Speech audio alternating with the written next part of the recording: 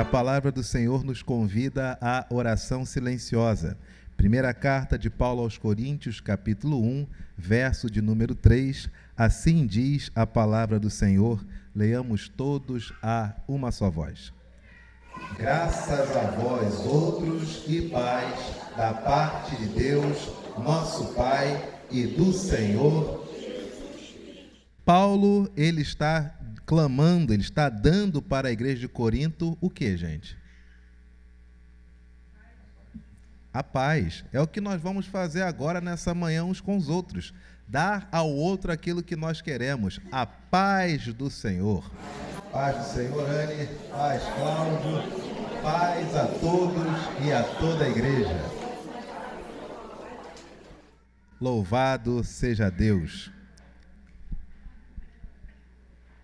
Ouçamos o nosso prelúdio e preparemo-nos para cultuar, para adorar ao nosso Deus.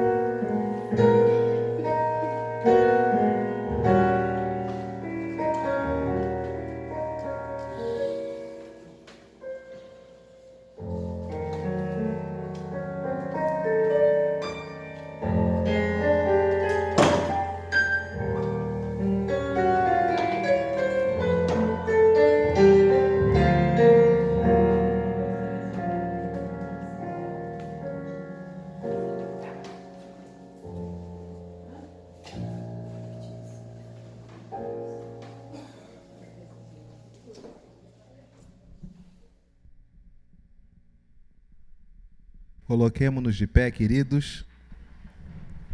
A palavra do Senhor nos convida à adoração. Salmo, capítulo 8, versos de 1 a 4. Salmo 8, versos de 1 a 4. Ó Senhor, Senhor nosso, quão magnífico em toda a terra é o teu nome, pois expuseste nos céus a tua majestade. Da boca de pequeninos, crianças de peito, suscitaste força, por causa dos teus adversários, para fazeres enmudecer o inimigo e o vingador. Quando contemplo os teus céus, obra dos teus dedos, e a lua e as estrelas que estabelecestes, todos, que é o homem que dele te lembres, e o filho do homem que o visites. Louvemos ao Senhor com o hino de número 10 do nosso inário Novo Cântico, a criação e seu Criador. Cantemos.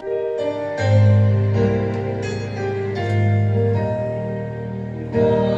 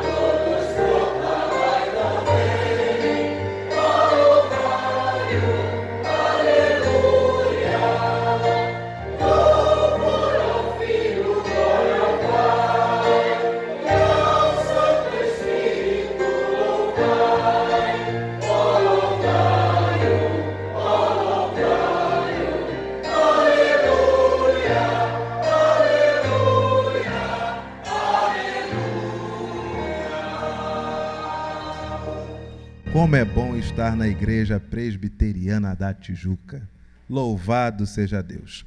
Oremos, e para esta oração de adoração ao nosso Deus, convido a nossa irmã Walane, mãe da querida Alícia, a orar junto com toda a igreja. Oremos.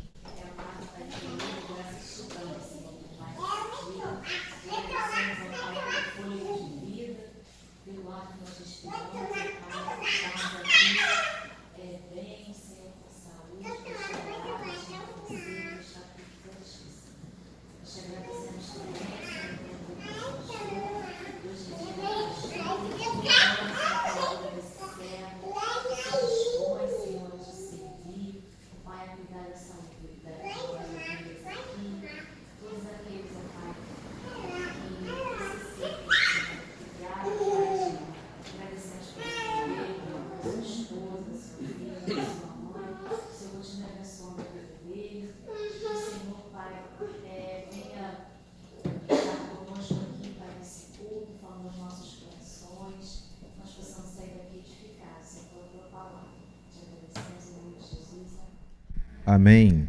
Sentai-vos, queridos. A palavra do Senhor nos convida à oração silenciosa. Aquele tempo onde nos colocamos diante de Deus, confessando a Ele os nossos pecados. E vejam, não é apenas, gente, para pedir perdão, não. Porque Deus nunca falou que não iria nos perdoar. Ele manda confessar. É o momento de nós exercermos a nossa maturidade e a nossa confiança em Deus. É o momento de dizermos: Senhor, eu sei que errei, naquele dia eu fiz isso, isso e isso. Estou me sentindo hoje pela manhã daquele outro jeito. Por isso, ó Pai, confesso ao Senhor porque eu sei que é contrário ao teu amor. Confessemos os nossos pecados ao Senhor e vou pedir que o nosso irmão presbítero Cláudio faça a leitura que nos convida a esta oração. Logo a seguir, ao final da leitura, nós ouviremos o louvor ao Senhor através da nossa irmã Anne, que nos prepara para logo a seguir ajoelharmos-nos diante de Deus. Primeira carta de Pedro, capítulo 2, versos de 20 a 24, leitura conduzida pelo presbítero Cláudio Rodrigues.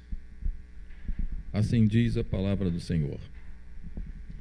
Pois que glória há, se pecando e sendo esbofeteados por isso, o suportais com paciência. Se, entretanto, quando partis, praticais o bem, sois igualmente afligidos e os suportais com paciência, isto é grato a Deus. Porquanto para isto mesmo fostes chamados, pois que também Cristo sofreu em vosso lugar, deixando-vos exemplo para seguirdes os seus passos. O qual não cometeu pecado, nem dolo algum, se acham em sua boca. Pois ele, quando ultrajado, não revidava com ultraje, quando maltratado, não fazia ameaças, mas entregava-se àquele que julga retamente, carregando ele mesmo em seu corpo, sobre o madeiro, os nossos pecados, para que nós, mortos para os pecados, vivamos para a justiça. Por suas chagas fostes sarados.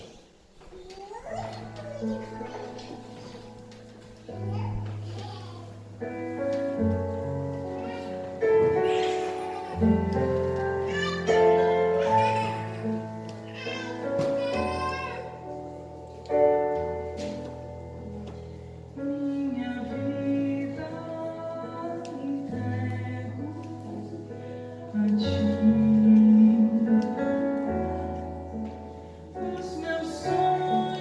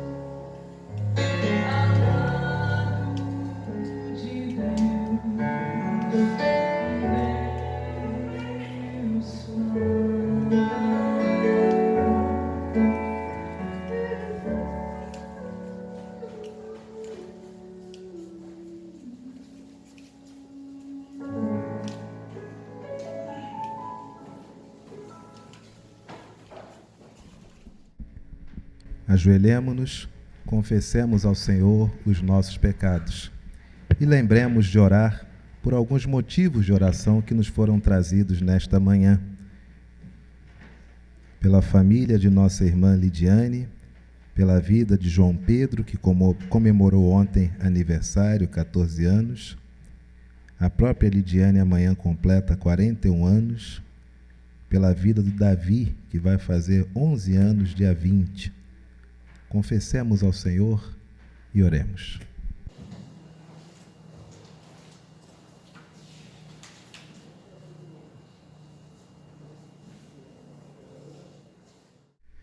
Graças te rendemos, Senhor, pela bênção desse dia. Obrigado, ó Pai, pela vida de cada um de teus filhos que trouxeste à tua casa nesta manhã. Obrigado, Senhor, pela vida de teus filhos e clamamos ao Senhor que cures todos aqueles que se encontram enfermos e carecem da tua mão.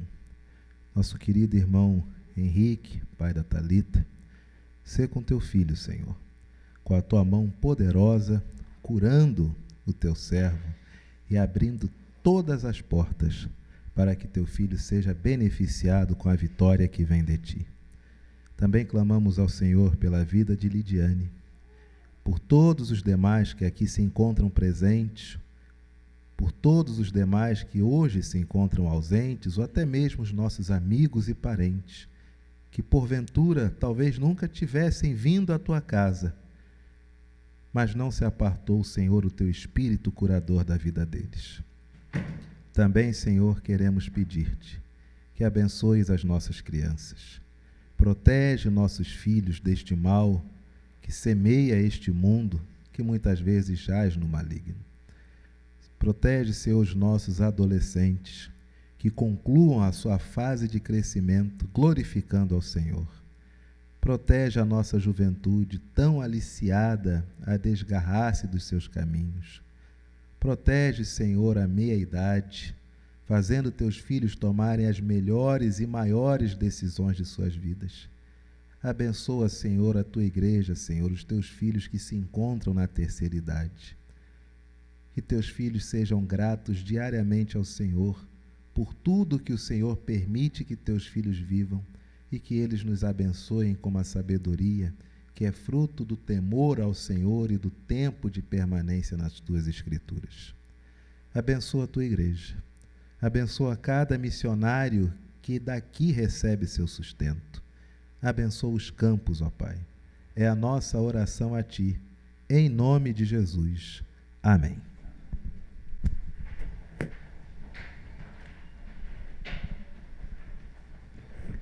Primeira carta de Pedro, capítulo de número 2, verso de número 25.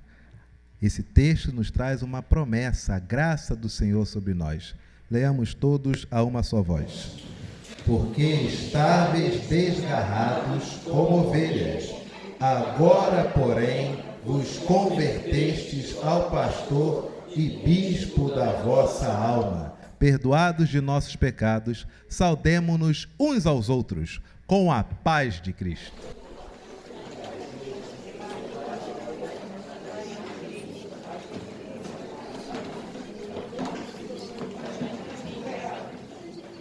Louvado seja Deus. Deus seja louvado.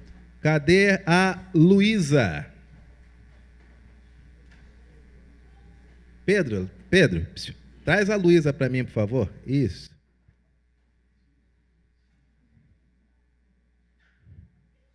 Isso, ela que vem puxando ele. Ela é que vem puxando ele. Oh, meu Deus, vem para cá. Oh, meu Deus do céu. Ah, meu Deus do céu. Muito bem, cai aqui para... Isso, cai não, fica em pé aqui e... Seu papai tá dodói? Ah, meu Deus do céu. Peraí. O papai... Qual que é o nome do papai? Rodrigo, o papai tá em casa? Tá em casa. Vamos orar por ele? Então vem cá, vamos orar pelo papai. Cabecinha baixa, olhinho fechado. Você vai pedir, Papai do céu, muito obrigada por esse dia. Abençoa, papai,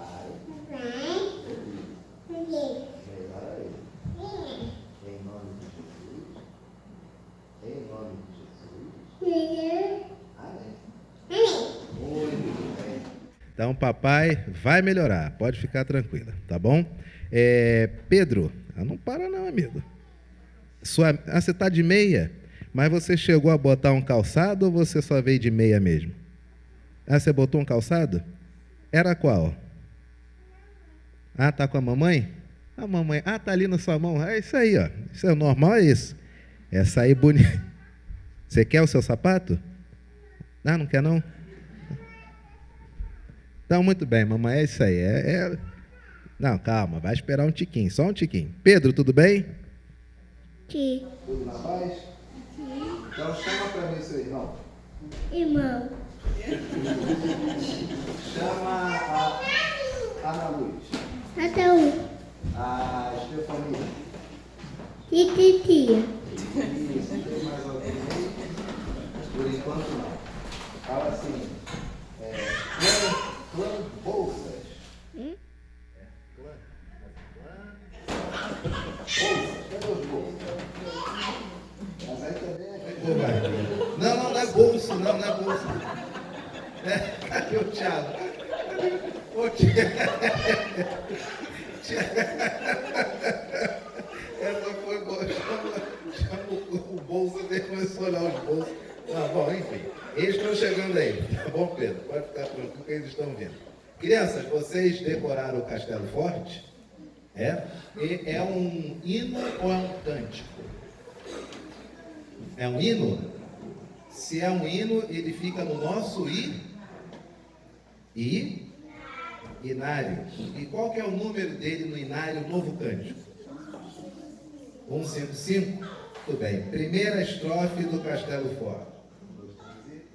Castelo forte é o nosso Deus, espada e com escudo, com seu poder defende os seus. Perfeito, maravilhoso. Professoras que ficarão com nossas crianças. Regente, por gentileza, venha cá o regente.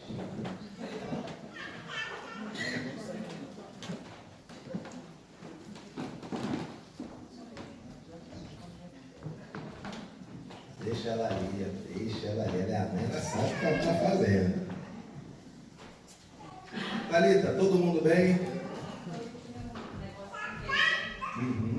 Mas estou falando, todo mundo ainda, todo mundo fica, todo mundo legal?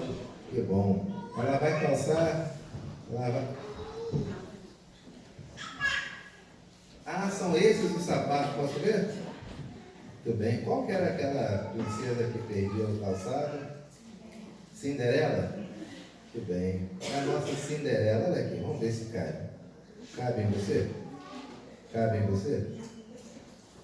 Acho que cabe nela aqui. Muito bem. Vamos orar? Professoras apóstolos, Roldão, Tudo ok com a regência hoje desse coral maravilhoso? Ah, vocês querem cantar aqui embaixo ou lá em cima? Lá em cima. Tá bom, é isso aí. Muito bem. Vamos orar, crianças? A igreja está preparada para orar? Oi? Por que não?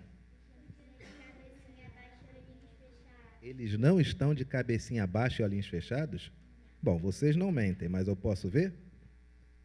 Vamos ver. E tem adulto olhando as crianças. Elas não vão fazer papai do céu. Muito bem. Opa! Muito bem. Vamos orar? Oremos. Papai do céu, muito obrigado por esse dia. Abençoe esse domingo e a nossa aula. Em nome de Jesus, amém. Amém. Estátua.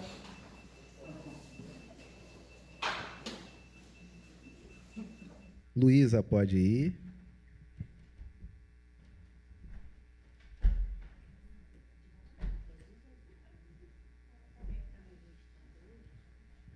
Deixa ela, mamãe, está em casa. Ana Luz.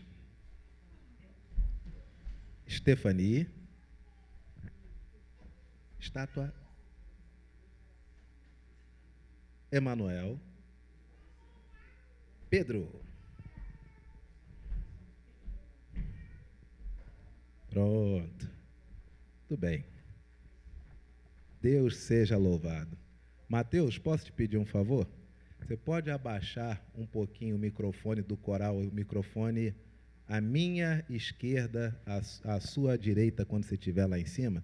Eu acho que ele está um pouquinho alto, tem que baixar a altura dele um pouquinho, tá bom? É abaixar ele mesmo ali, o pedestal. Isso, aqui em cima. Tá bom, querido? Já que elas querem cantar lá do mezanino, então vamos ouvi-las do mezanino.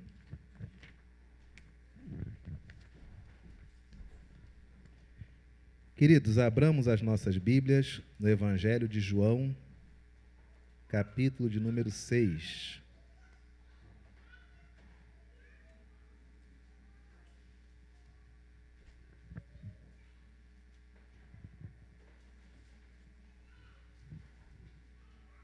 Evangelho de João, capítulo de número 6, versos de 12 a 15.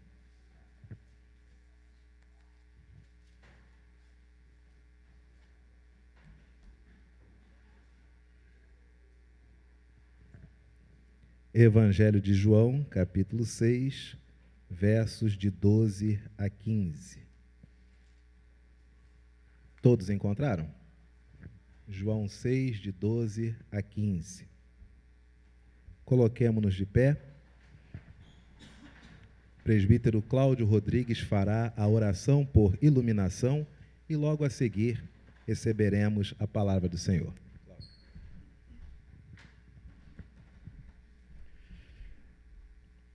Oremos. Pai querido, Deus amado, muito obrigado, Senhor, por ter nos trazido à sua casa de oração para prestar este culto de adoração que somente Tu és merecedor. Neste momento, Senhor, ouviremos a Tua palavra através do seu santo da igreja, reverendo Anderson. E te pedimos humildemente, Senhor, que nos ilumine, que nos dê discernimento, inteligência e determinação, Senhor, para podermos aplicar todos os ensinamentos que receberemos agora. Queremos também, Senhor, te pedir que continue abençoando o nosso pastor, que ele seja sempre iluminado para transmitir os ensinamentos a todo o nosso povo. Abençoe a sua família, abençoe, Senhor, ricamente todos eles, de forma que eles possam estar sempre, Senhor, à disposição de Ti, para pregar o Evangelho, para nos ensinar, para nos confortar, Senhor. Muito obrigado, Senhor.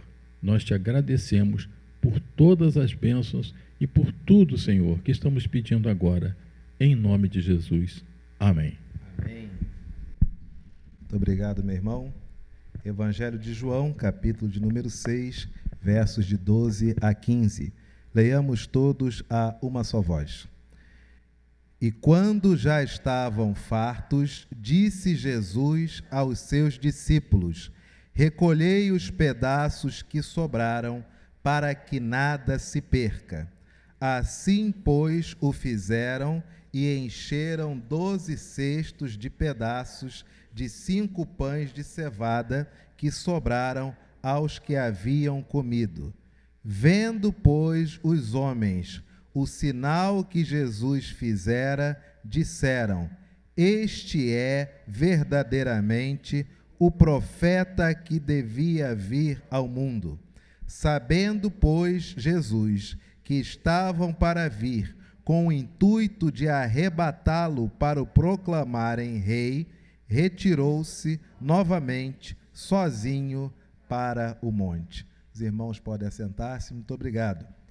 Meus amados irmãos e minhas irmãs, esse texto nos é um texto muito conhecido. Nós temos, no capítulo de número 6 do Evangelho de João, a multiplicação dos pães e dos peixes. Vocês se lembram da história, como é que foi? Estão lembrados dos bastidores? Se lembram de como ocorreu a história? A história foi basicamente o seguinte, e está descrita em outras partes dos evangelhos. A multidão andava com Jesus. Jesus se assenta, começa a ensinar, fala ao povo, e os discípulos, percebendo que já era chegada a hora da refeição, o que os discípulos fazem com a multidão? Fazem com Jesus. Vão até ele e dizem o quê? Já está chegando a hora. Sabe como é que é a multidão? Vão querer comer. Dinheiro nós não temos nem para nós. Manda embora essa gente. E a expressão no original, essa gente, é quase que uma tradução de esta laia, este nível ou este subnível de pessoas. E Jesus olha para os discípulos e diz o seguinte: nós devemos alimentá-los. E os discípulos reagem dizendo o quê? Senhor, nem se nós nos virássemos em R$1.000 aqui cada um, ia ser suficiente para poder alimentar essa multidão. E aí Jesus então faz o seguinte: verifiquem quanto que há de alimento no meio do povo. E os discípulos vão. Quando eles retornam, eles trazem 5 pães e 2 peixes. E eles olham para Jesus e dizem o seguinte: está vendo? Não dá nem uma cesta. É isso aí, ó. Nós falamos com o Senhor, mas o Senhor nunca ouve. É isso aí, ó. Olha que absurdo. Mandou fazer esse escarcéu todo, começou a incensar no povo a fome, que todo mundo começou a abrir bolsa para ver comida. Só tem isso aqui. É 5 pães e 2 peixes. E aí Jesus olha para os discípulos e o que ele diz? Bota na minha mão.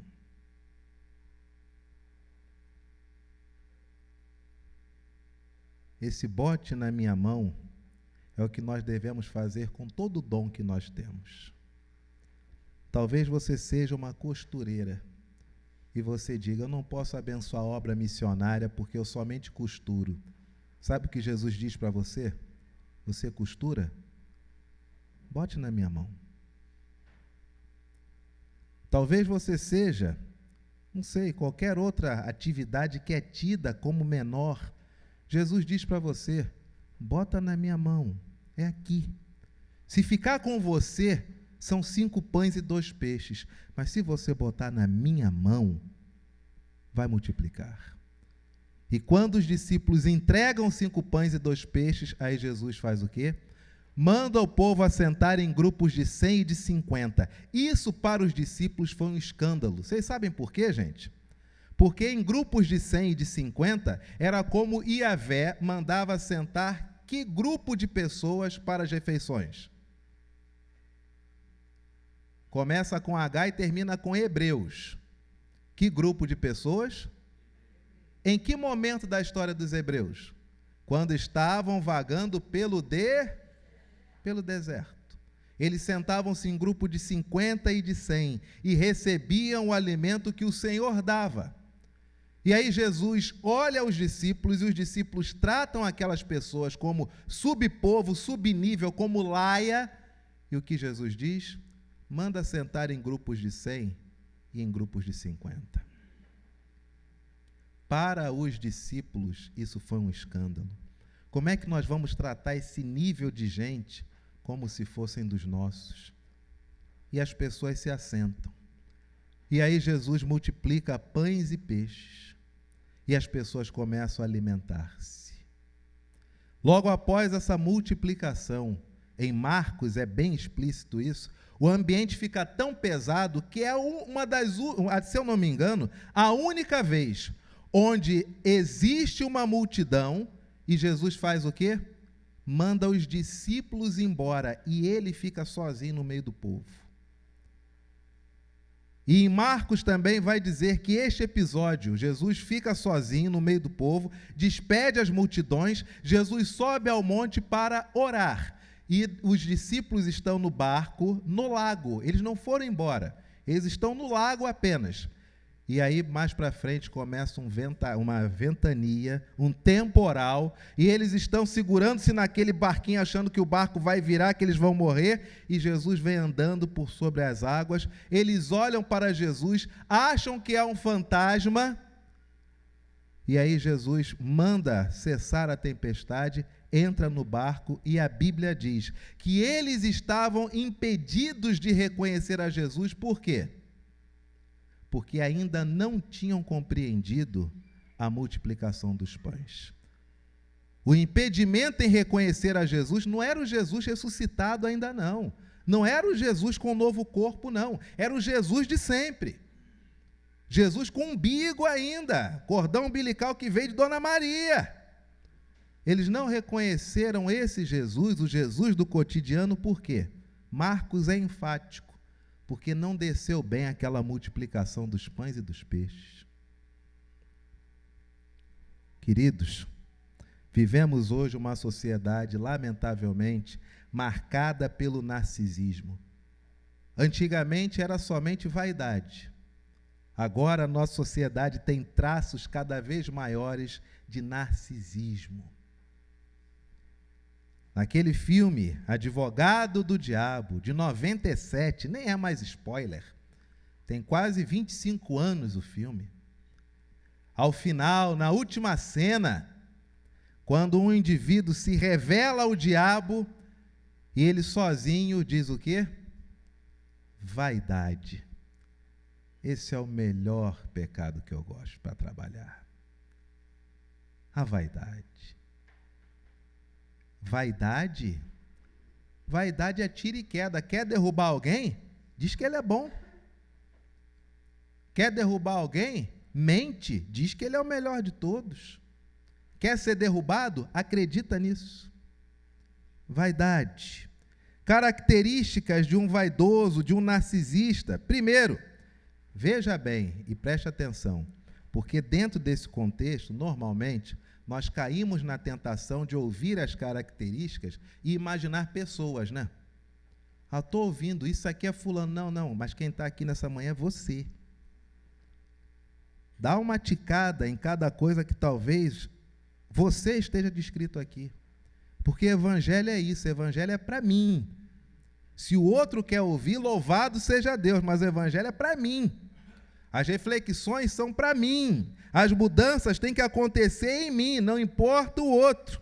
Características do vaidoso, que já beira a ser um narcisista, um histriônico. Primeira característica, não sente nenhuma empatia. É aquele que diz, sinto muito, mas não sinto nada. O narcisista, você chega para ele e diz, rapaz, eu tive uma fratura exposta. Ele, e dói mesmo? Isso dói mesmo? Ah, você teve fratura exposta, mas o quê? Foi de carro? Mas e o carro, como é que ficou? Você bateu num poste, mas e o poste? Ele caiu, acabou a iluminação da rua. Ah, você quase morreu, mas e sua família, como é que reagiu? Ele não quer saber de você. Narcisista, vaidoso, ele não tem empatia. Segunda característica, aliás, o narcisista, ele só é empático com um grupo de pessoas. Você sabe qual? Sabe qual? São aqueles que são os capachos do narcisista. Porque para o narcisista, o outro é uma extensão dele. Então, se o indivíduo é capacho do narcisista, do vaidoso, aí ele se importa com aquele. Por que ele se importa com aquele? Porque para o vaidoso, para o narcisista, aquele é ele. Ele não vê o outro como uma outra pessoa. Quem é o outro? O outro sou eu. Piorzinho, mas sou eu. Segunda característica do vaidoso, do narcisista, todo vaidoso e todo narcisista, ele quer muita atenção. Mas é o tempo todo, é holofote, é ligação, telefonema, é contato, é hype. Todo vaidoso, ele demanda atenção o tempo inteiro.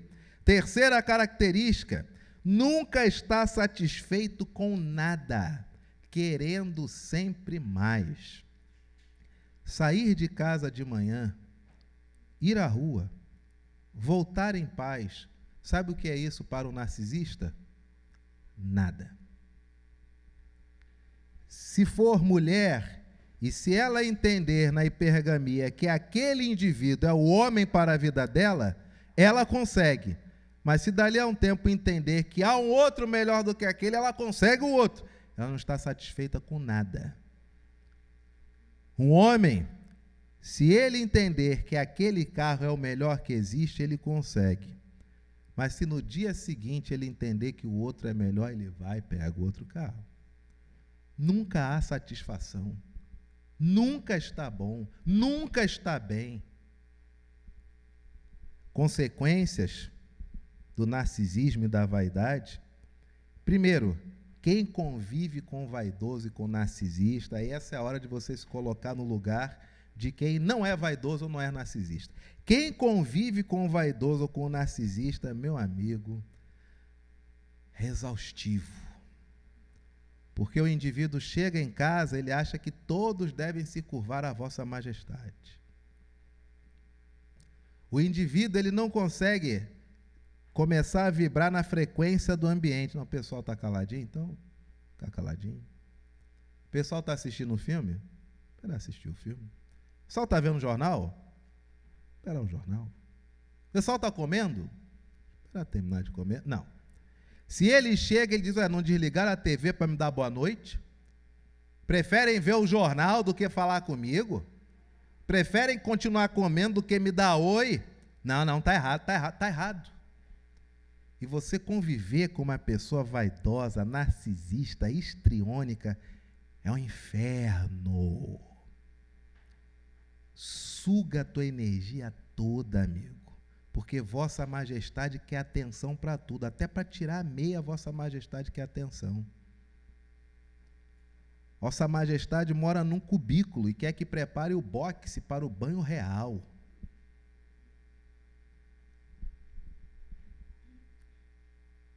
Vossa majestade mora em um condomínio com vários apartamentos, mas acha que o porteiro deve servi-la em especial, porque é vossa majestade.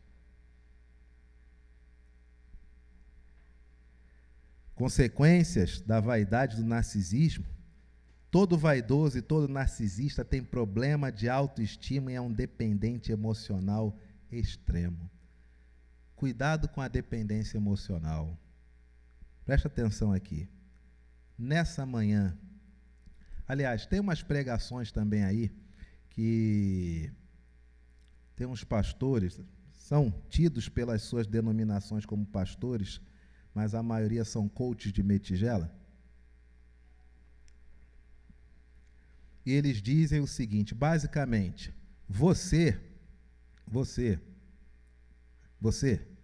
ser humano, o resumo da teologia deles é o seguinte: Deus tem uma dívida com você. Deus quer te fazer feliz, tá? Deus tem uma dívida. Ele te criou, então ele está devendo a você condições para você ser feliz. E você é a melhor coisa que há neste mundo.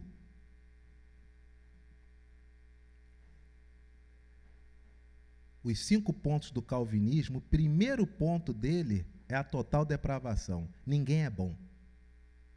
Mas os coaches de metigela, com parede pintada de preto, púlpito de acrílico, de pullover, engomadinhos, que não sabem como é visitar um abrigo onde tem idosas, não sabem como é trocar a fralda de uma idosa. Esses coaches modernos que nem sabem o que é viver em um campo missionário, que não sabem como, por exemplo, é negociar a libertação de alguém que está devendo na boca e você subir o morro com um pastor e ter que fazer isso. Eles não sabem isso. Eles não sabem isso. Não sabem porque não querem saber. Não são pastores, são coaches. Tá? E se há algum coach aqui nessa manhã, eu respeito você, mas não estou falando de você, estou falando destes. Esses indivíduos dizem que nós somos o melhor que há nesse mundo. Se nós somos o melhor que há nesse mundo, por que o aborto? Se nós somos o melhor que há nesse mundo, por que crianças abandonadas? Se nós somos o melhor que há nesse mundo, por que tanta violência sexual? Se nós somos o melhor que há nesse mundo, por que tantos massacres pelos mais diversos sistemas políticos? Se nós somos o melhor desse mundo, por que o teu closet é lotado de bagulho? E o mendigo na tua esquina passa fome e frio? Essa é a teologia de hoje, que nós somos os melhores do universo, mas o calvinismo nos ensina total depravação, nenhum de nós presta. Eleição incondicional, expiação ilimitada, graça irresistível, perseverança dos santos. Igreja da Tijuca, cuidado com a dependência emocional. Sabe o que é a dependência emocional? Você só se sente bem se o outro te fizer bem. Se não existir alguém que te faça bem, você acabou. Fuja disso. Você deve se bastar em você mesmo. Para você, não pode haver diferença estar entre uma multidão ou estar sozinho. Por quê? Porque você é feliz dentro de você. Agora, se você depende do outro, isso não é saudável. Isso é dependência emocional. Quantas pessoas ficam retroalimentando a dependência em um ciclo sem fim? Fuja disso. Terceira consequência da vaidade ou do narcisismo: problemas em muitas áreas da vida, como relacionamentos. Como é que é lidar com o vaidoso, gente? Como é que é casar com um narcisista? É um inferno. É uma desgracência sem fim. Trabalho. Como é que é trabalhar com um vaidoso? Como é que é depender do vaidoso para trabalhar? O vaidoso aceita ordens? Não aceita. Aceita conselhos? Depende. Se for do Elon Musk querendo investir no negócio dele, talvez ele aceite. Mas não é um conselho, é uma parceria. Se sentem iguais. Queridos, problemas também na escola, problemas também com finanças. E guarde bem, vaidade e narcisismo não tem a ver com querer ser rico. Mas o indivíduo pode ser rico, se for vaidoso ou se for narcisista, ele sempre vai achar que tem pouco e aquilo que ele tem não lhe faz feliz. Sempre vai querer mais, mais, mais. Mas se disser para ele, olha, você já tem o suficiente, ele diz, não é o suficiente. Conta certa vez uma história de um indivíduo riquíssimo, andando pelas terras na Bahia, visitando alguns locais, ele viu uma propriedade que ele achou lindíssima, maravilhosa, formidável, e mandou o seu capataz perguntar ao proprietário o preço, porque ele queria comprar no ato. E assim vai, o indivíduo vai, passa do portão, pega o cavalo que ficava amarrado ali, vai até lá a propriedade, fica lá um tempinho, volta e diz, senhor, não é possível o senhor comprar essa propriedade. E o rico diz, isso é absurdo, eu pago o dobro. Não, mas não dá para o senhor comprar, eu pago o triplo. Senhor, essa fazenda é sua. Eu perguntei quem era o dono e eles disseram, o dono é senhor fulano de tal. É o senhor. Eis o vaidoso, eis o narcisista. Ele não consegue se contentar com o que tem e nem sabe muitas vezes o que ele tem.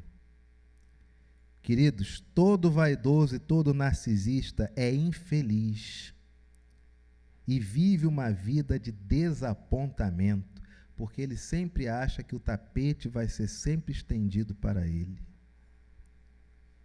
Pastor, tá muito bom, tá, pastor? Legal, bacaninha, o senhor leu aí, né? Fez o dever de casa, tá tudo anotadinho. Mas o que isso tem a ver com Jesus e a multiplicação dos pães e dos peixes? Se aquela claque era de pobres, como é que isso é encaixável nesse texto? Mas está aqui, gente, está na cara, olha isso. Depois que Jesus alimenta a multidão, os discípulos recolhem os pedaços que sobraram, no verso de número, final do verso 12, início do 13, verso de número 14, vendo, pois, os homens o sinal que Jesus fizera, disseram, este é verdadeiramente o profeta que devia vir ao mundo. Imagina as pessoas o tempo todo entoando o nome de Jesus. Jesus, Jesus, esse é Jesus, é o grande Jesus. Com Jesus está tudo bem, com Jesus nós vamos em frente. Chegou Jesus, agora é com Jesus. E entre eles cochichavam, é ele mesmo. Não, agora chegou, é esse que devia vir ao mundo. Era Jesus quem deveria vir ao mundo, igreja? Sim ou não? Sim ou não? Mas os homens olhavam para Jesus e eles disseram, este é verdadeiramente, vírgula, este é, vírgula, verdadeiramente, vírgula, o profeta. A qualificação equivocada que devia vir ao mundo. Jesus não era profeta. Jesus não era sacerdote. Lhe foi dado o título de mestre, mas Jesus é o Messias. É o Filho de Deus prometido. Se você quer vencer o ciclo da vaidade, primeira coisa que nós todos temos que saber, eu tenho que saber, você tem que saber, isso é individual, não vou nem falar nós, eu e você. Você tem que saber quem você é, amigo. Porque se você não souber quem você é, tu embarca na primeira canoa furada. Imagina se Jesus não soubesse que ele era o Filho de Deus. Ia se contentar em ser chamado de quê? Profeta. Eu faço uma pergunta a você nessa manhã, você sabe quem você é? Se eu te chamar de feio, tu responde? Se eu te chamar de triste, tu responde? Se eu disser que você não é inteligente, você responde, você fica triste, você introjeta isso, tu acha que foi para você? Cuidado com a autoestima. Cuidado com isso. Vejam como são as coisas. Olham para Jesus e dizem, este é verdadeiramente o profeta que deveria vir ao mundo. Sabendo, pois, Jesus, que estavam para vir com o intuito de, verso de número 15, com o intuito de, para o proclamarem, ué, mas não é isso não, gente? Mas estão errados aqui? Não tem o reinado messiânico, lá em Isaías?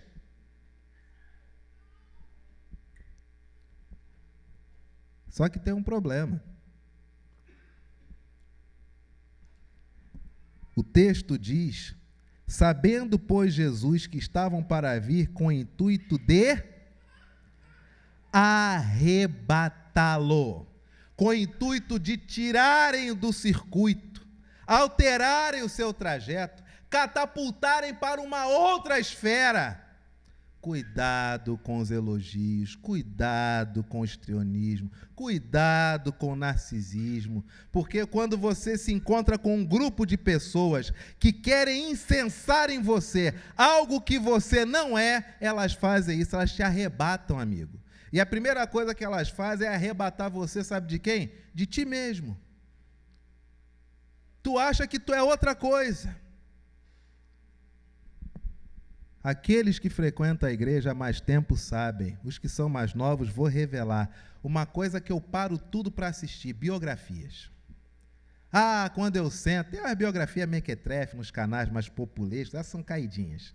Agora, aquelas biografias em canais densos, que falam da vida do indivíduo, com comentários, notícias de jornais, depoimentos de pessoas que estavam próximas, palavras, frases, momentos, entrevistas do próprio indivíduo, essas biografias são maravilhosas.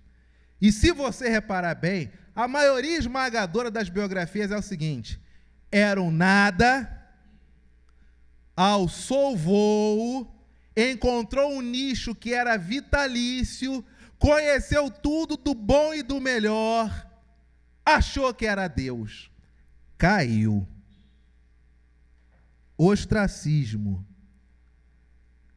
Se reentendeu, releu a si mesmo, releu o ambiente, soube fazer a leitura do tempo, voltou.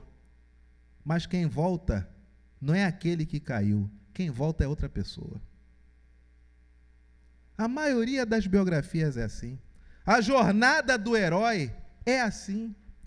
Se você reparar em todos os contos e sagas, todo herói tem um início, onde ele é ninguém, onde as pessoas dizem que ele é alguma coisa, ele não acredita em um primeiro momento, faz sinais onde as pessoas dizem ele é realmente aquilo, ele vai sem acreditar, na hora ele acredita, percebe que não era bem isso, ele cai, e aí começa o quê?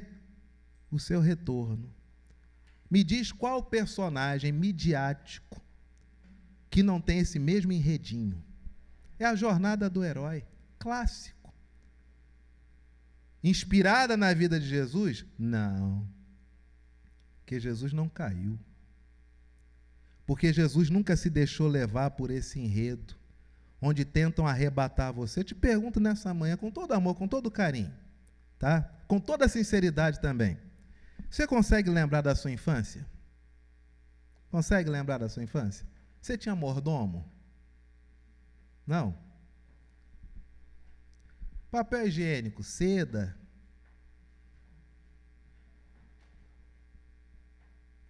Você consegue lembrar da sua infância? Você escolhia o que ia comer na sua infância?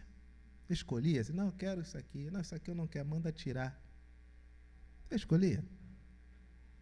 Na sua infância, suas festas de aniversário, as pessoas recebiam com 3 meses de antecedência, era um evento que parava a rua. Foi assim?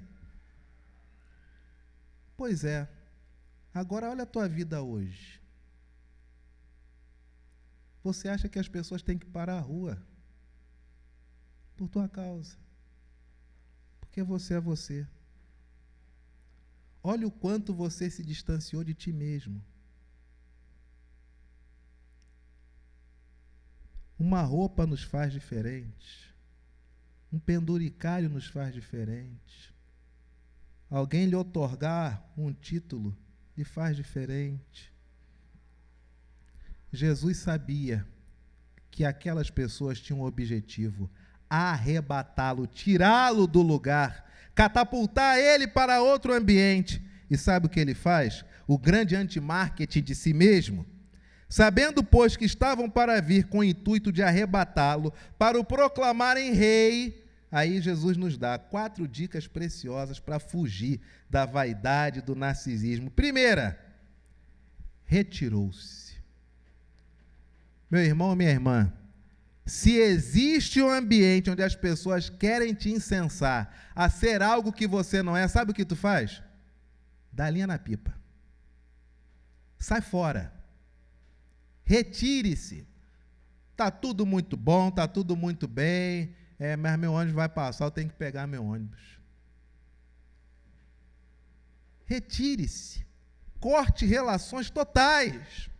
Suma. E proteja a sua família, tá? Porque o que tem de gente que incensa nossos parentes e familiares, fazendo com que nossas esposas, maridos e filhos comecem a achar que são algo que eles não são, não está no gibi.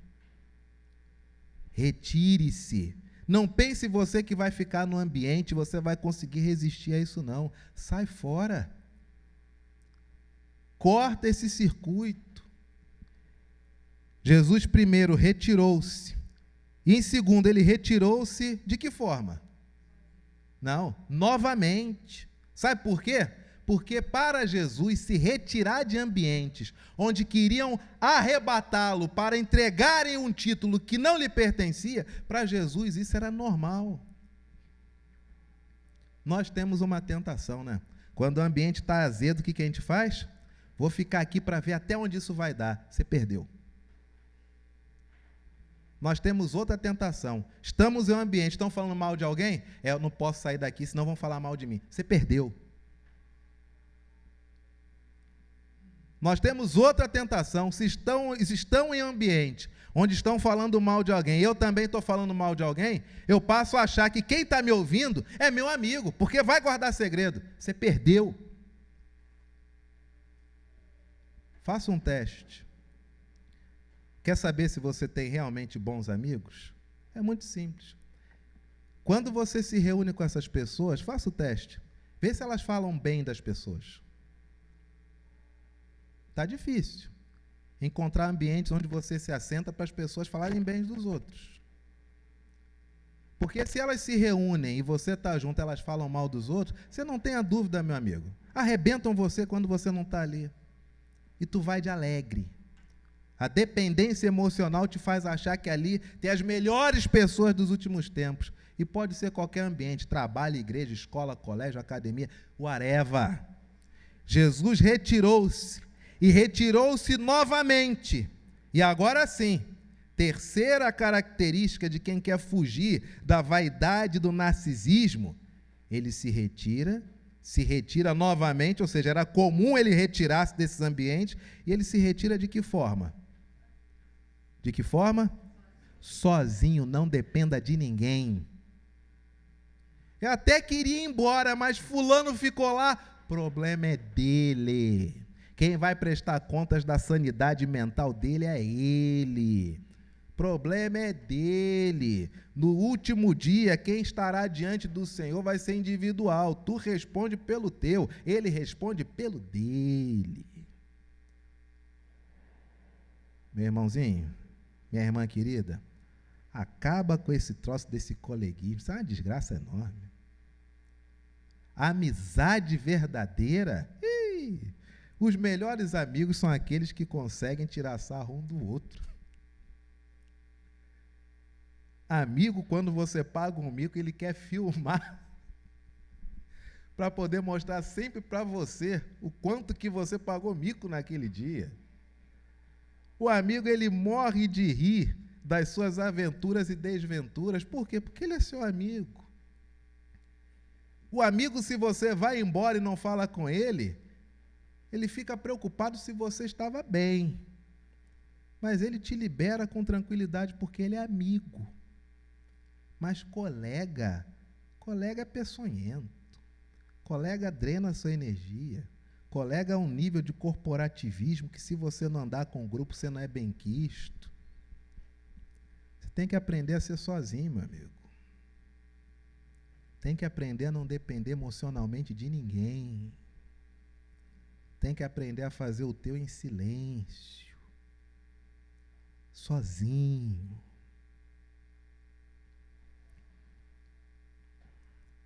Havia um lutador, e ele não suportava a ideia de sentir-se pressionado. E ele percebia que todas as vezes que as pessoas colocavam pressão sobre o corpo dele quando ele estava deitado, na sua atividade esportiva, ele tinha ânsia, ele tinha a respiração ofegante, ele não conseguia respirar, ele se tornava claustrofóbico. E ele percebeu que ele sabia aquela prática esportiva, só tinha um porém, ele não tinha respiração.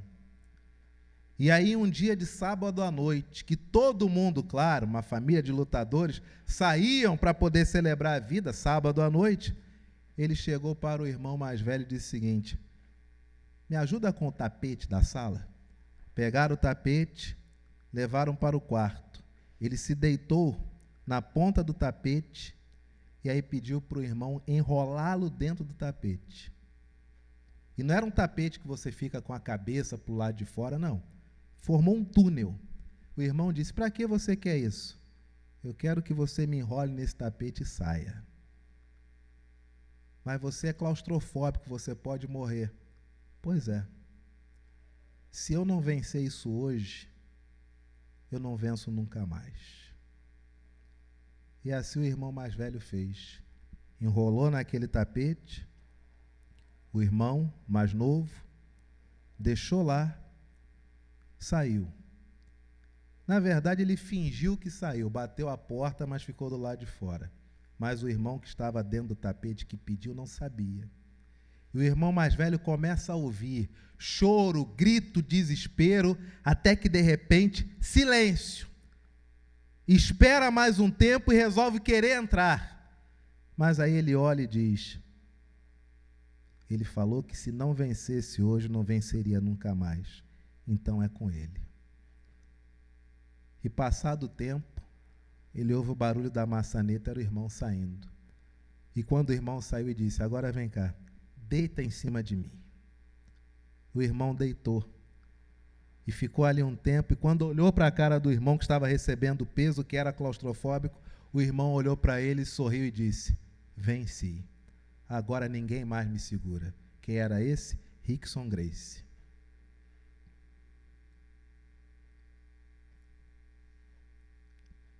Sozinho. Ele, o que fazia mal, venceu. Sozinho. Sem plateia, sem multidão, sem aplausos. Nós estamos vivendo um mundo de engano, onde as pessoas dizem que você é o coletivo. Não, você é você. Teu CPF é teu, teu RG é teu, a tua alma é tua, o espírito é teu. Quem morreu na cruz por você foi Jesus, e ele morreu por você. Quem tem que vencer teus medos é você. Quem tem que vencer a vaidade é você. Se as pessoas não querem andar com você contra o pecado, você diz: eu vou sozinho. Retirou-se novamente, sozinho. E ele vai para onde? Ele vai para um grupo de pessoas que lá sim o pessoal é bacana. É isso? Para onde que ele vai? Ele vai para o monte. Ele vai para um local onde literalmente ele possa descarregar tudo aquilo que é ruim que está dentro dele. Ele se retira novamente, sem chamar todo mundo. E ele vai para um local onde só pode ficar ele e quem? E Deus. Meu irmão e minha irmã, quanto tempo faz que você não se retira novamente, sozinho, para o monte? Quanto tempo faz que não fica só você e Deus? Se lembra daquela história da construção do templo? Que Davi queria construir o templo, e Davi acorda de manhã com tudo já certo, tudo já montado, o templo ali no esquema maravilhoso, e é a primeira vez que surge o profeta, oh meu Deus, agora me deu um branco, qual que é o nome do profeta que enquadra Davi? Natã? Era esse mesmo? Natã. Eu ia falar Naamã. Natã. É a primeira vez que Natã surge na vida de Davi, no registro histórico.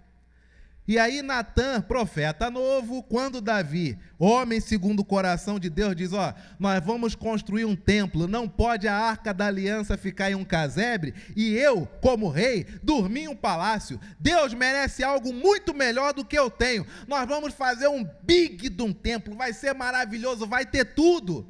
O que Natã diz? É claro, meu rei, essa é a vontade de Deus.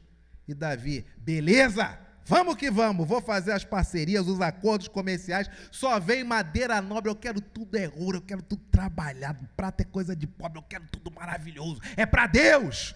E Natã diz: vai que está tranquilo. Beleza. No dia seguinte, de manhã cedinho, o profeta pede para o oficial do dia ir falar com outro oficial lá interno. O interno manda o recado para o oficial do andar. O oficial do andar manda o recado para o oficial da porta. O oficial da porta bate e pergunta se o rei já está acordado. E Davi diz: se eu já estou acordado, eu nem durmo. Meu momento de produção é na madrugada, ainda mais agora para construir um templo. E aí o oficial do quarto diz: então, Natan mandou chamar o senhor. E Davi diz: claro, manda ele subir. Aí o da porta fala para o andar fala para o interno fala para o dia fala para Natan: pode ir. E quando Natan chega para Davi, Davi diz: rapaz, nem dormi, estou aqui numa empolgação, isso vai ser maravilhoso, de longe as pessoas vão ver.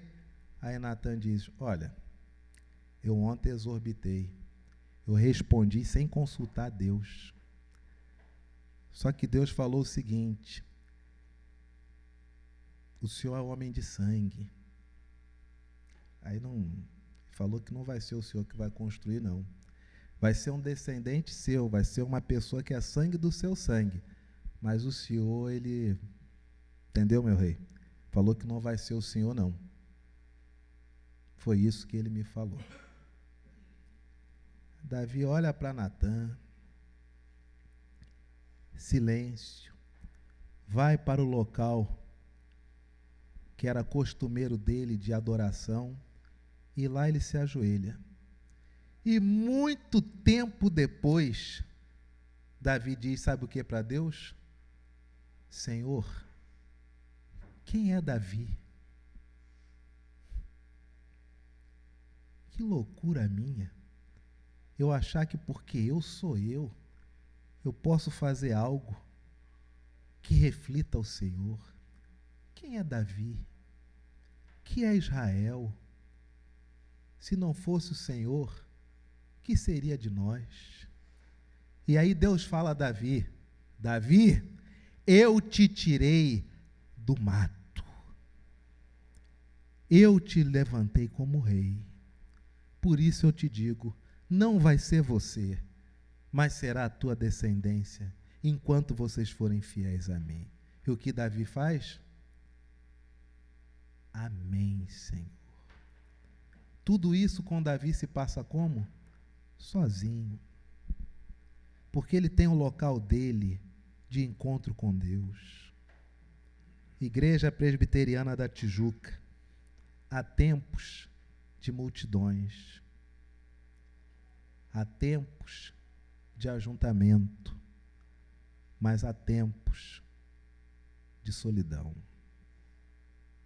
E no tempo que for o tempo de estar sozinho, é o tempo de você examinar o seu coração e fugir da dependência, da bajulação, daqueles que querem te arrebatar a ser algo que Deus nunca falou que você seria. Pelo contrário, retire-se e faça de retirar-se um hábito. Faça isso sozinho e vá para o seu local onde você sabe que é só você e Deus. Fuja da vaidade, fuja do narcisismo, proteja-se dessa sociedade histriônica e seja como Jesus nos ensinou a ser. Amém, queridos? Nesse espírito, ainda, diante do Senhor, é tempo de nos colocarmos de pé e dedicarmos a Ele o melhor que nós somos, o melhor daquilo que temos. É tempo de, com a graça de Deus, consagrarmos a Ele nossa vida, nossos dízimos e nossas ofertas. E quero dar a toda a igreja uma boa notícia. Aliás, uma excelente notícia. Com a graça de Deus, no ano passado, socorremos diversos irmãos e famílias que passaram por grandes dificuldades financeiras. Isso tudo com a graça do Senhor Jesus, uma bênção para a nossa igreja.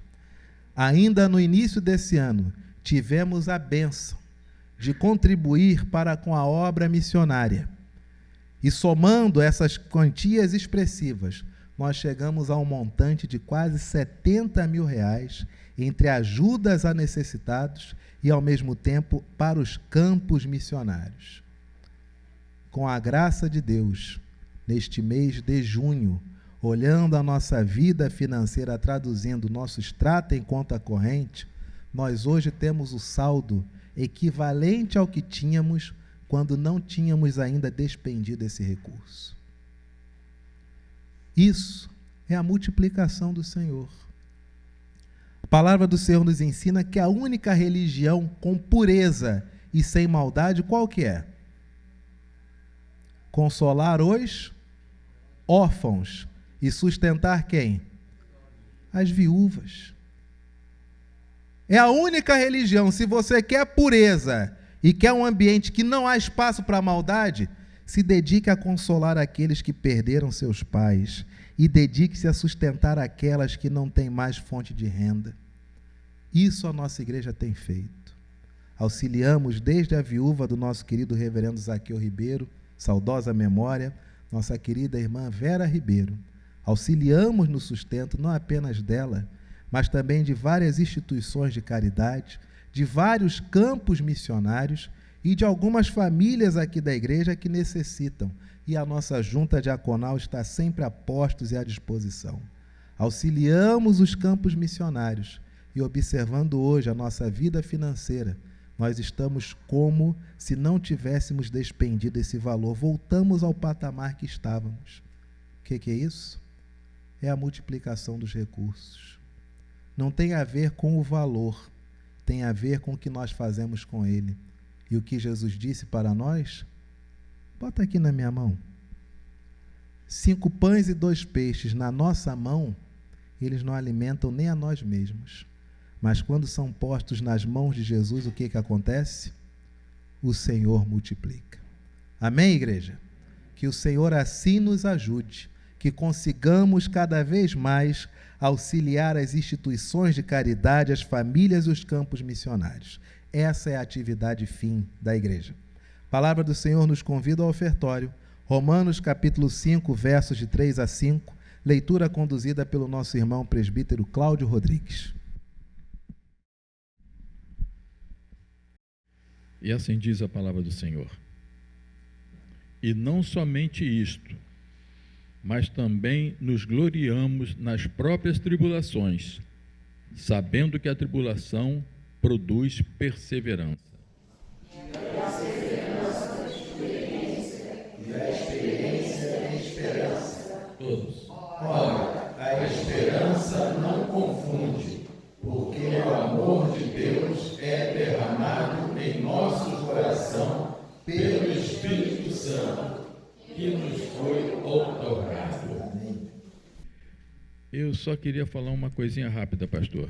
Pois não, querido? Eu estava olhando a minha conta, né? Abri o Internet Bank e estava assim: qual é o seu sonho? Nós podemos realizar o seu sonho. Aí eu cliquei lá, que todos nós temos sonhos, e eles estavam me oferecendo dinheiro para eu realizar meu sonho. Mas esse dinheiro ia custar um valor que o meu sonho ia se transformar num pesadelo. E aí, na hora, eu me lembrei aqui da igreja, porque nós temos um sonho. Na realidade, não é nem um sonho, é uma obrigação de cumprir um mandamento que Jesus nos deu. Ide por todo mundo e pregai o Evangelho. Mas muitas vezes nós não temos condições de ir a todo mundo. Mas Deus levanta homens e mulheres que se dispõem a sair da cidade e ir para os locais mais longínquos e pregar o Evangelho, e fazer cumprir este mandamento, que é pregar o Evangelho a toda criatura. Mas o nosso sonho também é esse. Então nós fazemos isso através de sustentar essas pessoas, na medida das nossas possibilidades, que estão fazendo isso. E agora o pastor completou. Nós ajudamos algumas pessoas aqui, nós ajudamos os missionários, e tudo isso envolve dinheiro. E nós não precisamos levantar nenhum tostão de banco ou de empréstimo para que nós ficássemos devendo a esse banco. Deus abençoou a todos nós. E essas bênçãos foram transformadas em dízimos e ofertas. E hoje, apesar de nós termos, vamos chamar assim, gasto parte do dinheiro, parte dos recursos que nós tivemos para ajudar essas pessoas, nós todos, a igreja como um todo, foi abençoada em receber e repor todo esse recurso, de forma que nós podemos agora também continuar esse auxílio, continuar a nossa missão de levar o evangelho a toda a criatura e também de ajudarmos uns aos outros, que era o que tinha na igreja primitiva. Ninguém tinha bens, todos vendiam e entregavam para a igreja e todos viviam com aquilo que era necessário. Obviamente, hoje não é possível todos nós vendermos tudo e entregar à igreja, mas nós podemos sim, com o recurso daquilo que Deus nos dá, dentro das nossas limitações, porque cada um tem um limite, ajudar a igreja a cumprir este mandamento: ide por todo mundo e pregai o evangelho. E nós damos graças a Deus, eu como tesoureiro sei disso, graças a Deus, porque a nossa igreja tem uma vida financeira saudável, de forma que nós podemos manter o cumprimento deste mandamento, que é pregar o evangelho a toda criatura. Aqui no município, aqui no Rio de Janeiro, ajudando os nossos irmãos e também promovendo recursos para os missionários que estão em locais distantes. E nesse momento, que é o nosso ofertório, aqueles que estiverem preparados poderão, enquanto nós cantamos um hino, trazer ao gasofilato as suas ofertas e seus dízimos. Mas sabemos também que a maioria já faz isso através de depósitos bancários. Nós não fazemos troca com Deus, nós devolvemos a Ele aquilo que Ele nos dá. E graças a Deus a igreja consegue, com essa devolução, continuar pregando o evangelho nos mais remotos campos do Brasil. Vamos ler esse texto que está em Romanos, né? 5, 3 a 5. E assim diz a palavra do Senhor. Vamos repetir isso aqui. E não somente isto, mas também nos gloriamos nas próprias tribulações, sabendo que a tribulação produz perseverança. E a perseverança, experiência, e a experiência, esperança. Ora, a esperança não confunde, porque o amor de Deus é derramado em nosso coração pelo Espírito Santo, que nos foi outorgado. Então nós temos essa esperança e sabemos que o Espírito Santo está conosco, porque nós estamos perseverando. Vamos cantar este hino, número 4, culto à tribulação, à Trindade. Aqui me desculpe, mas eu tenho uma dificuldade muito grande de ler em função de uma deficiência visual, que graças a Deus, e eu agradeço a Deus, eu vou poder fazer um óculos agora, que vai me permitir melhorar a minha leitura, porque eu não enxergo legal de perto, e não é questão só de óculos, não. Se Deus quiser, na próxima semana eu estou fazendo óculos, e aí eu vou poder ler sem gaguejar e sem comer algumas palavras aqui, tá? Então, vamos cantar, então, culto à Trindade, enquanto aqueles que puderem trazer, que estão dispostos, continuam vindo lá de trás, como é nosso costume, os últimos trazendo aqui, saindo pela porta e voltando. Vamos cantar o hino número 4, então, culto à Trindade.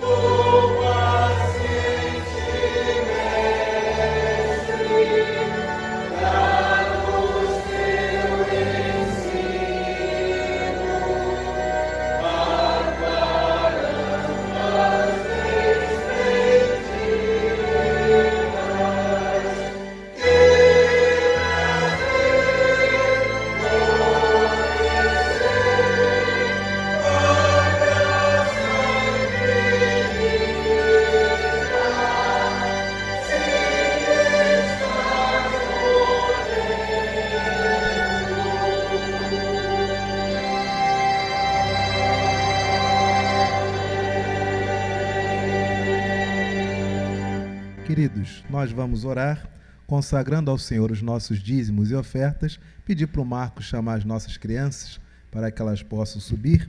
Lembremos ao longo de toda a semana orar pelo nosso missionário, reverendo Paulo Reider Rodrigues Leite, que está lá em Coelho Neto, Maranhão, e lembrar de orar também pelo reverendo Marcelino Oliveira, que está lá em Petrolina, Pernambuco. Convido, inclusive, os irmãos para, na saída, passando aqui pela nossa área de convivência, ao lado do Bebedouro, tem um quadro com os nossos missionários. Você vai ver que, dependendo do local, do país, do país onde eles estão e dependendo do local neste país, eles não podem sequer revelar sua identidade. Então você vai ver, às vezes, no lugar da foto apenas o vulto e no lugar do nome apenas as iniciais, porque são países que, se souberem que o indivíduo ele é cristão, ele já sofre sanções brabíssimas. Se souber que é missionário, ele é morto. Então, oremos pelos nossos missionários. E aqui, reverendo Paulo Reider, que está lá em Coelho Neto, no Maranhão, e reverendo Marcelino Oliveira. Oremos com nosso irmão diácono Adson. Oremos, igreja. Senhor Deus e Pai, obrigado, Senhor Deus, por estarmos aqui reunidos, Senhor Deus, na sua palavra, Senhor Deus.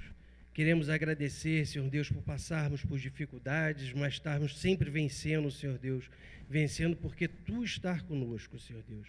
Queremos agradecer, Senhor Deus, a mensagem trazida hoje, Senhor Deus, pelo Teu servo, Senhor Deus, iluminado por Ti, Senhor Deus, nosso o reverendo Anderson Abreu, Senhor Deus.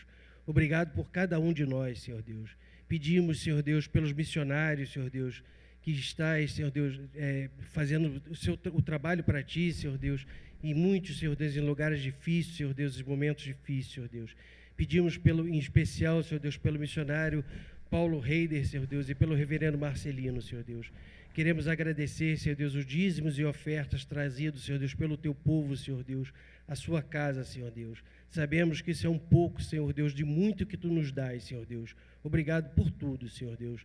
Em nome de Jesus Cristo, nosso Salvador, Senhor Deus. Amém, Senhor. Tudo vem de Ti, Senhor, e do que é Teu te damos.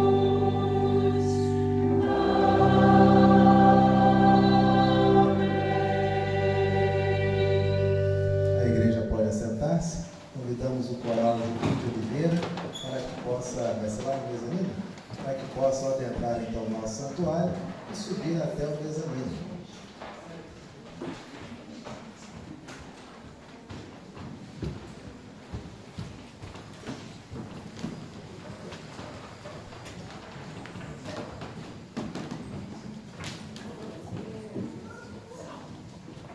Faltou você, fala.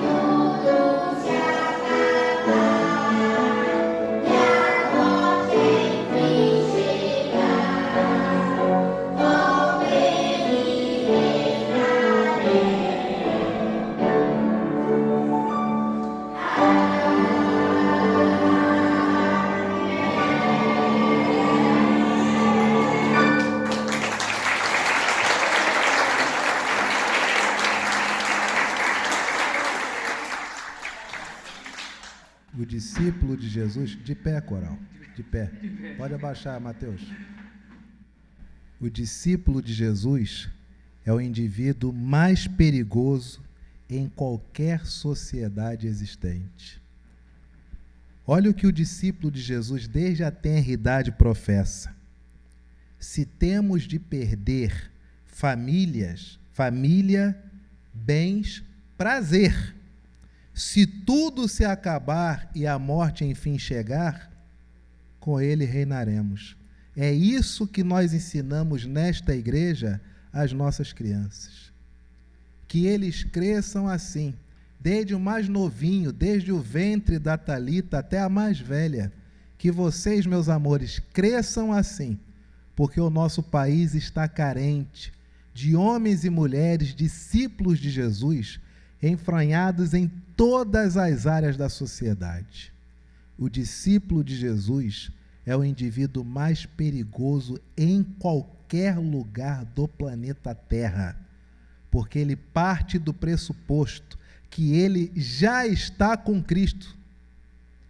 E as coisas aqui na Terra são totalmente passageiras. Ele não ama para ser salvo, ele ama porque já está salvo.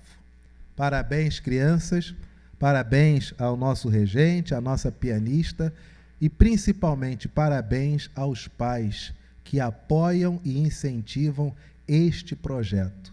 Sem a parceria dos pais em trazerem seus filhos, nada é possível. E nós temos os frutos. Nós temos, por exemplo, Igor, foi criança aqui nessa igreja, está sendo adolescente nessa igreja, adolescente quase em final de carreira, né, Igor? Está sendo adolescente e, salvo o melhor juízo, foi no ano passado ou retrasado que o Igor fez sua pública profissão de fé. Foi ano passado, Igor? Ano passado. Fez sua pública profissão de fé. Igor professou a sua fé, mas quem colhe os frutos de todos os domingos acordar cedo e trazer o filho à igreja são os pais. E colherão ainda muitos frutos quando chegarem à velhice e terem um filho que foi criado no temor e na reverência ao Senhor. Que assim seja com todos nós, que assim seja com as nossas crianças. Parabéns, crianças, louvado seja Deus pela vida de vocês. Roldão, elas vão ter o respiro de uma semaninha antes do próximo hino? Perfeito. Uma semaninha, então, tranquilos, não é isso? Mas pode ser que ao longo da semana a Tamires bombardeie o grupo da UCP com o hino, não é isso? Bênção de Deus. Coloquemo-nos de pé, igreja.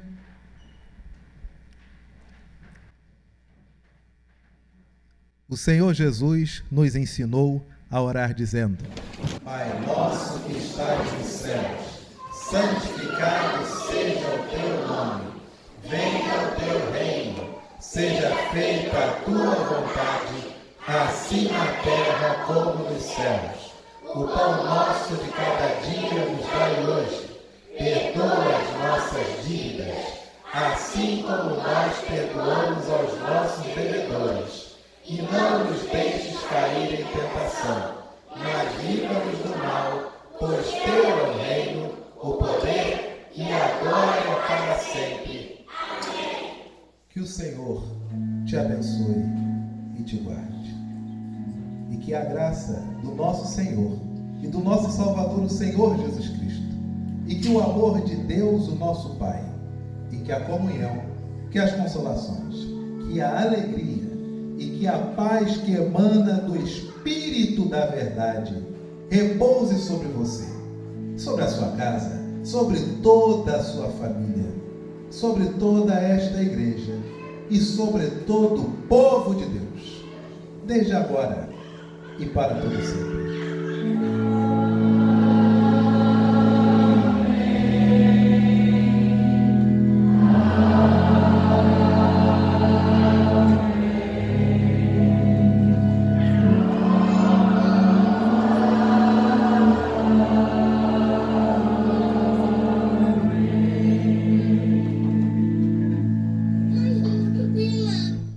A igreja pode assentar-se, coral Julinho de igual forma. Assentemo-nos, ouçamos o nosso poslúdio em oração silenciosa. Amém.